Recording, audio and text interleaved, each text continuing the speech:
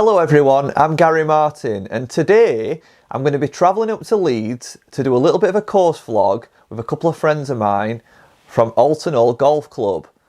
So I saw a few friends of mine on Twitter, you know, a little bit of banter, challenging each other to a left-handed game, and I thought to myself, there's a little bit of a story behind this. I thought this could be quite relatable to sort of mid to handicappers, and it could be, you know, a little bit of a learning curve for you guys and really help, you know, see how, you know, you can get around a golf course with not much golfing ability, because these PGA pros, you know, are going to have about 8 weeks of practicing golf left-handed, and they're going to have to play golf. They're going to have to play 9 holes of golf. They're going to have members watching. They're going to have, you know, people that they teach watching. They're going to be under a lot of pressure, and they're going to have to work a way out of getting around a golf course without embarrassing themselves and, you know, not being able to hit the ball too well. So you might be thinking, well, how could that relate to me? Well, through their 20 years of experience playing golf, I'm sure that they'll have the, you know, the mind ability, the course management ability to actually work the ball around a golf course without being able to hit the ball that well. So I think that's something that you guys, you know, could really learn from if you're newer golfers or you know, mid to handicap golfers. So we're going to go up to Leeds. We're going to meet a couple of lads today. They can't all be there, and we're going to do a little bit of a course walk, just one hole, and just find out a little bit more about, you know, why they're doing this and, you know, how it could help you guys. So today we're joined with two of the lads, Scott McGovern, PGA Pro, and Tom Huttonham, PGA Pro. How are you lads? Good, thank you. Right, mate, I'm happy. I got his name right, first time. There's always first for everything.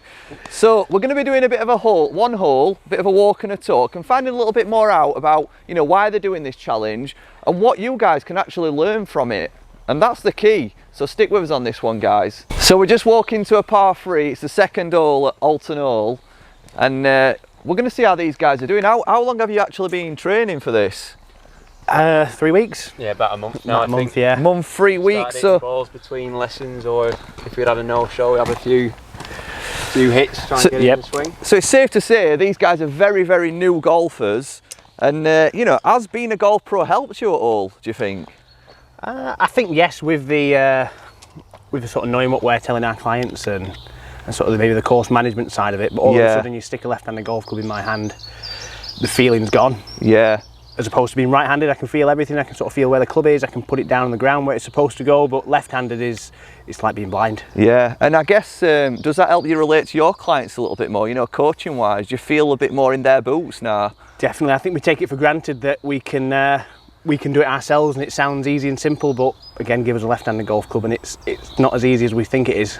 So we're going to get teed off on this second hole, guys, and then we'll carry on with our chat.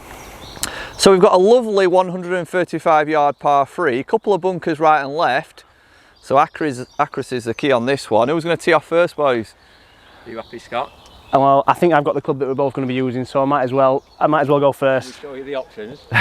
What's in the bag? We've got a driver, top of the range, latest out I think this year, a 6-iron, a sand wedge, both ladies graphite, yeah, and a Tour issue pitching wedge by Dunlop. On that note, I get a lot of left-handed golfers moaning about how hard it is to find equipment.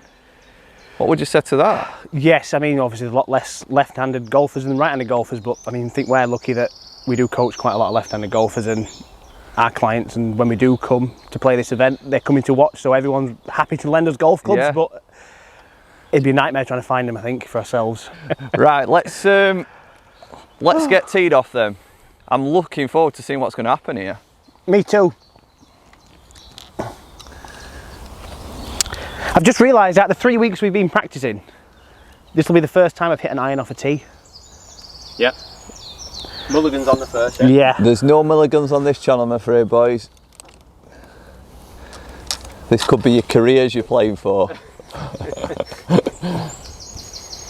Okay.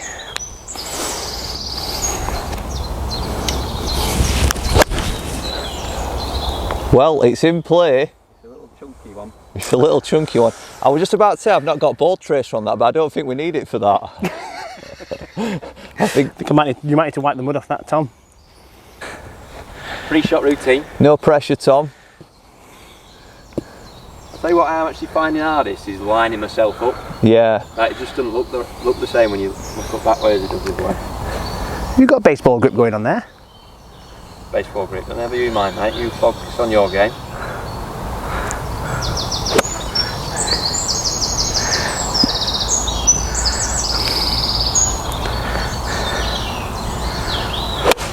Oh wow, that is beautiful. Get in the bunker. I'm gonna have to Get in the zoom on bunker. that. Oh wow. It's on the green. Harris Carp. So who's the two lads that can't join us tonight then? We've got the other lad that works with us at Alton, Tom Devine, who's been on your channel, I believe. Yeah, Tom's been Big on my Tom. channel, yeah. Unfortunately, he gets the nickname Big Tom, and I get Little Tom. Well, you're not even that little, he must No, be. but that's what I'm known as around here, Little Tom. He is a LT. big Tom, isn't he? So yeah, and then it's Phil A, because he used to work at Alton as well, but he's down in. He was at the Belfry, he's at Bromsgrove now. Bromsgrove down in Birmingham. So, 4 very, very good PGA professionals, I must say. So then guys, when's the big game going to be? End of June, beginning of July. So after 8 weeks, what do you guys think the lowest gross is going to be over 9 holes? Proper rules of golf. Proper rules of golf, 4 PGA pros. Stroke play or Stableford or. I think Stableford. Yet Yeah. to be determined. Yeah, I think Stableford's fair, guys. That's what I ask most of my beginners to play, so it's a little bit Yeah. less pressure, a little bit less stress. Definitely. Let's relate this to newer golfers. So we're going to have a Stableford competition. Get in the comments, what's the best score going to be, and do you want to see it? So you might just be able to see there Tom's ball on the green. That's an absolutely cracking shot. I'd probably beat me right-handed. I think he beats Tom's right. I'll say that all day.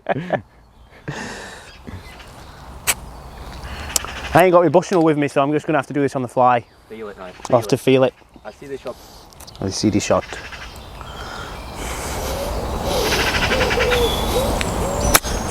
Great shot. That's tremendous. That's nice, pal. That is really, really good. I think it's still on me though. So Scott mentioned a great point earlier, and I think it's something that you newer golfers will really be able to relate to. And it were a point about, not necessarily having the best golfing ability, but having good course management. And this is going to show, because these guys are pros and they've got like 20 years experience within golf. I think this will show you that how you can get around a golf course without having great ability. Yeah, I mean, we're not even, I don't think we've hit probably a handful of golf balls between us with a driver. We just know that we just need to get it over 130 yards in the air. If we can do that consistently with one golf club on a par 4, 3 of those is going to get us next to the green or on it. So again, just keeping yourself in play, making it less complicated than just using a small variety of golf clubs, which is what I tell my clients as well, especially if they're very new to golf. So these are words from a PGA professional, guys. If you're a newer golfer, what you're saying is maybe it's worth concentrating on just a couple of golf clubs and not a full bag. Definitely. Most people might rush out, buy a full set, a full package set, and really, your approach is going to be hitting it over 130 yards, keeping it straight, Keep it in play. and keeping it in play. So I've drove all the way up to Leeds to record this match, and we've got to the green and we've just had this bit of a conversation. They've not actually managed to find a left-handed putter yet, guys. So if there's any clients of theirs, with a left-handed putter to help them out, please bring it along. Obviously they have tried to find one online, but the second-hand market's just exploded, hasn't it? And the prices of clubs. Just a lot of new golfers. A lot of new golfers, lot of yeah. new golfers. There's barely anything out there. Manufacturers are out of stock. The second-hand market's exploded, and it's just a really difficult time to find clubs. So So do you want the bladed wedge or the top driver? I'm going to go bladed wedge. Bladed wedge. So we've got Scott here putting for a par with a wedge. This means so much to me, for this to go in. Just don't take a divot.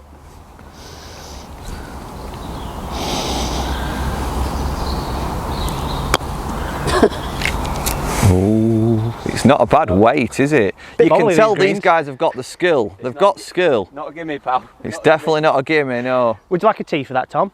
I'm going for the old broomstick, I think, here. Tom, what are you opting for? The I'm driver? going for the broomstick. All right. Wow.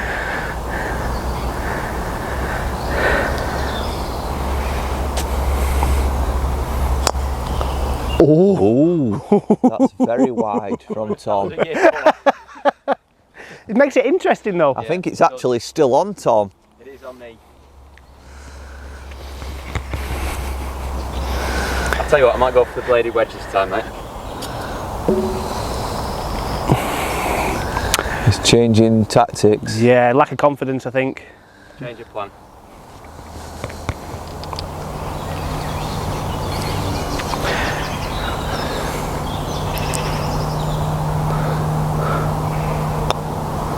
Oh. That's no gimme. That's no gimme. That's no gimme.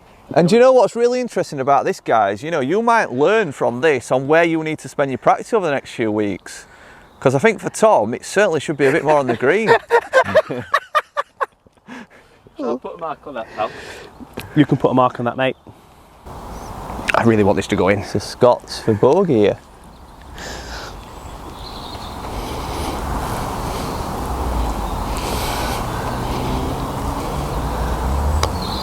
Well done, Scott. Good 4. So this is for the tie then, after such a great tee shot. I've read a book on how to line up your 4th putt, and I'm hoping I don't have to use that here. Easiest shot in golf is your 3rd putt. Yeah. Just a no stress little. The knees are shaking. Well done. So it's tied in 4s for the lads. I thought you Well were leaving done, that guys. short. So just following on from sort of Scott's tactic of just, you know, having 2 clubs. I mean, I'm sure you're going to get a putter at some stage, aren't you? There will be a few more clubs in the bag, but I don't need to spend time practicing with 14 different golf clubs. Just a nice short selection of clubs. And I see that the clubs that you're practicing with are high percentage shots. You know, the ones with a loft, the ones that are going to be a little bit easier to learn. Is that part of your, you know, your tactics?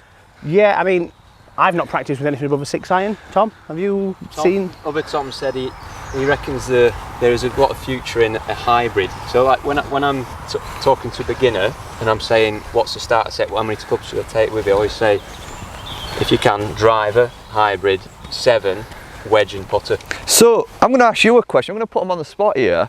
If you've got newer golfers, are you going to encourage them to start learning the driver straight away? Because obviously you guys aren't. No, I mean, the amount of times people come for a lesson and say they're really bad with driver and you find out they've been playing golf 2 months, it's not something they need to worry about. It's not something I worry about. Driver is a difficult golf club to use. It's the longest, it's the fastest, it's got the least amount of loft, and if you're new to the game, you are going to hit bad shots, and if you do hit a bad shot with a driver, it tends to be the worst shot you're going to hit in your bag. And I'm going to put my hands up here and say that I've learned something new today, because, you know, I teach many new golfers. You know, I've got 2 experienced golf pros here telling me that, you know, they're struggling to learn how to drive a ball, you know, after a week within golf. And, you know, I might start to, even in my tuition, start to spend a little bit more time on the, you know, getting them out off the tee with maybe like a 7 iron or a 6 iron, you know, like you said, 2 or 3 clubs, helping them get on the course, you know, without too much decision making and, you know, hitting the high percentage shots. I think you've made some great points there. My sort of mantra that I try to drill into the sort of the new golfers that I coach is airborne and forwards. Yeah.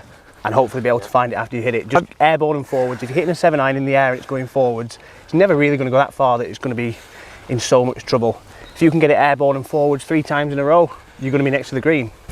So I've heard that Tom Devine, he's a bit rowdy and, you know, he's got some good trash talk. So Tom's going to be putting some trash talk in at the end. You know, this is your chance, guys. Is there any messages you want to send to Tom or Phil before the big day? Bring your A game, and I've not been sleeping with a golf club. I don't want to know any more about that. TD's been taking his to bed, I think. It's in the car, it's in the passenger side, he's watching TV, gripping left-handed. Tom this is Devine. serious stuff. This is going out to all his clients and, you know, Canada, America, Australia. That's real shameage, Tom. I hope you've got some good trash talk. Anything to finish with, Tom? No, we play well on the day, chaps. Very modest from Tom, that. So, Oh, I'm going to come across looking. Tom, this is your chance. Give him a bit of stick, and I hope you've enjoyed that, guys. I think you are going to learn a lot from this. I know we've had a bit of a joke and a bit of a laugh, but I really think for you newer golfers, you know, this is going to be something you can really relate to. You know, watching them play 9 holes and how they get around a golf course without much ability. So we'll see you in a couple of days. Bye. Now then, Gaz, how you doing? Cheers for reaching out, pal. I believe you've been out on course with them 2 boys. I mean, respect. Well done for dragging them out onto course. Them boys usually stuck on range, getting obsessed over TrackMan numbers. You know what them 2 are like? Hitting 25, 30 balls on TrackMan, picking the best one and posting it on their Instagram story. Mental, mate. I'm just keeping it real, to be fair. Just sleeping with my 6-iron, building that relationship up, few shots here and there out on the course. I'm no range rat, me. I'm no range rat at all like them boys. So we'll see how it goes, but like I say, keep it real. Plenty of shots out on the course. No obsession over trackman numbers. And just sleeping with my 6-iron, pal. So you take it easy and I'll see you for the big match, boys. Good night. So I'd be a bad sport once if I didn't have a go at this myself. I've never ever tried, never attempted to hit a ball left-handed, but I'm going to give it a go to show you how difficult this is, you know, having not practiced it. Now, What about them 30 balls you hit before this video? I'll tell you what, addressing it don't feel too bad, does it? It's just swing. These boys are sweating now in case it's a good one. I might be getting involved. I very much doubt it. This is scary. Right, wow. Wow. Where did it go? That is down the middle, guys. Is it really? Oh my God, that's amazing. Get involved.